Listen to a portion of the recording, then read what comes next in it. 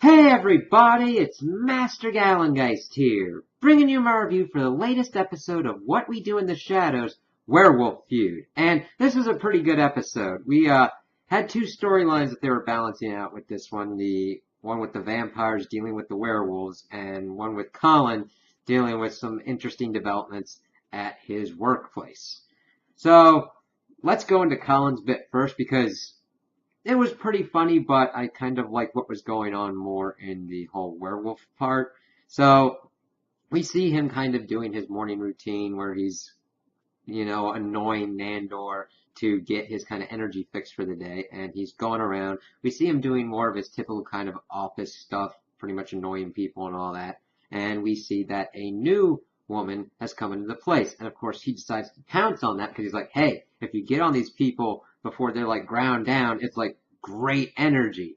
And he gets in there and we see that he's really kind of confused about what's going on because as he's trying to kind of just get into his usual kind of conversational flow, this woman who he learns named Evie is just kind of been like going on a really sad story about how nobody really talks to her and that it's like really kind of him to talk to her. And he's like, I'm just talking to you. And then he kind of goes away and he starts talking about, I didn't really feel anything with that. That's really kind of strange.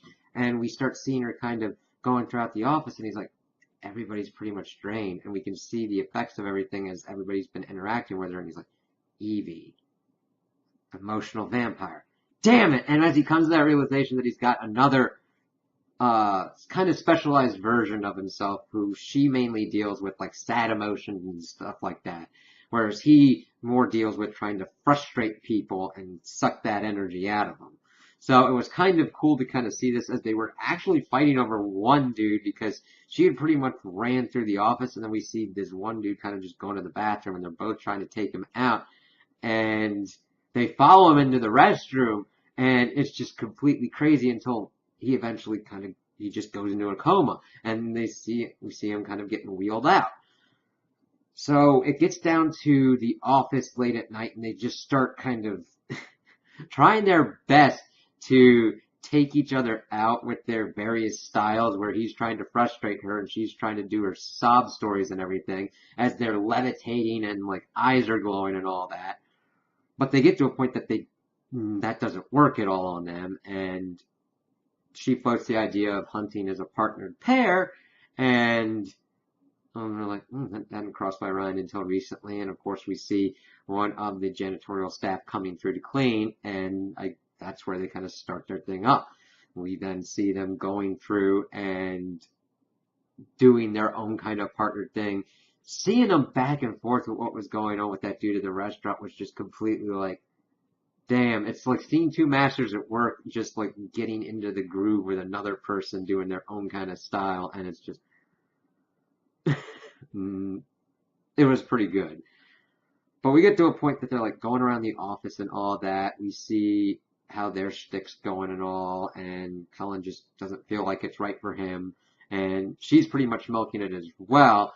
She was on the phone with someone, and she's using the breakup to her own advantage as well. And they kind of part amicably, and we're kind of off with that. It really didn't do any much more than to give us some more lore on these kind of psychic, emotional vampires and everything, and just put Colin into a situation that he really wasn't that familiar with dealing with. The better kind of part of the episode, in my opinion, dealt with going into the werewolves and the vampires and kind of exploring out that lore. And what I really liked was what they were doing with the vampire. Like how the vampires kind of had to be the one to explain everything, but then seeing what was going on with the werewolves, and the werewolf effects are pretty damn good as well. I'm really liking how they're doing the effects for all the different kinds of monsters in this show so far. So I'm like, yes, expand out the lore. Because we started off the episode, we see that Laszlo is explaining to us that he's really into pretty much shaping bushes and hedges and all that kind of stuff. And at first, it's kind of your typical kind of stuff like Anubis, a bunny rabbit, and everything like that. But then we get to the part where he evidently has a backyard full of vulva. bushes.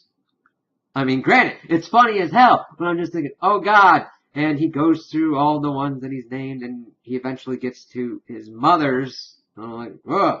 And something's wrong with it, and he smells werewolf piss. He's like, damn it. So he goes inside, gets a werewolf trap, and sets that out. And of course, we get in a little bit later. We see that Nadja is kind of explaining how their whole kind of crypt is set up, and all the weird kind of animals, showing like that there's an owl that scratched her head and Laszlo fucking killed it. Talking about like if they'd ever had a kid, they'd want it to be like an armadillo, small and hard. Okay, and then as she's getting more into explaining what's going on, we hear that the werewolf trap is called a werewolf, and they go outside, and it's like, oh god. Nandor's like, what are you doing, man? This is on the lawn. He's the only reasonable one in this kind of thing, and then, granted, you have to deal with a werewolf problem, but he's like, listen, we've got people all around, we've got human neighbors, we've got the truce and everything going on, because they take him inside, they wrap up his leg, and we find out that there's been a truce. And Nandor only talks about how it's been like tens of years. That comes into play later as the werewolf dude's like, I'm coming back with my pack, and as he jumps out of a window like a dick, he's like, oh god, incidentally enough, hurting his other leg as he's running off, and we see that his pack comes, and they just start pissing everywhere on the lawn. Laszlo and Nadja are ready to kind of throw down, but, of course, Nandor comes out, misses out, and says, hey, we gotta adhere to what the rules are, so we gotta go inside, and they get in there, they get the whole thing out, and we've learned that this truce has only been in effect since 1993. And that what they need to do is they have to pick a champion, strongest fighter on both sides, and pick neutral ground. They're pretty much ready to do it on the lawn. It's like, no, we can't do that. We gotta make sure that our presence is at least masked somewhat. And they're like, alright, fine, we'll do that, and we'll pick it later. And crazy thing is, their neutral ground is an abandoned Circuit City roof. Alright, that works. And they had evidently picked a different werewolf than the one that was part of the pack that they were making fun of. And he's a big dude, and they picked Nandor to be their champion. So this dude werewolves out, and he's fucking big, man. He at least gets about as big as certain werewolves that you'd see in like the Underworld movies. So, not something to be really fucked with. And we see that Nandor's like, oh god. At first, he's like, okay, choose your weapon, as he's like werewolfed out. And he's like, alright, he's doing teeth and claws, says the one dude that they had caught in the trap. And then Nandor goes to pick his thing, and it's a squeaky toy. And he's like, throws it over the roof. And the Toby dude just jumps after it and just fucking tanks himself down there. It's like, oh, okay, guess we won. And, Nandor and the rest of them just bat off and fly, leaving Yeomar to just pick up all this stuff and go on.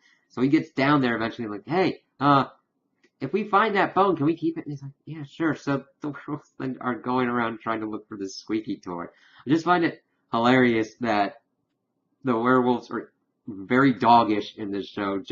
And it's just effective.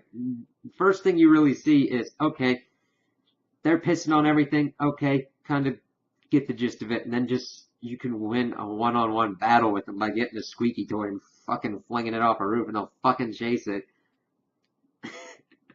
That's just kind of cool to see that, and to see, of course, there's the usual animosity between vampires and werewolves, but it's taken till 1993 to get some kind of truce thing in place, at least within North America. We don't know if there's some other kind of truces in other kinds of parts of the world, but it was kind of funny to show that, yes, the werewolves are essentially dogs. They could be vicious monsters, but, oh yeah, that'll work.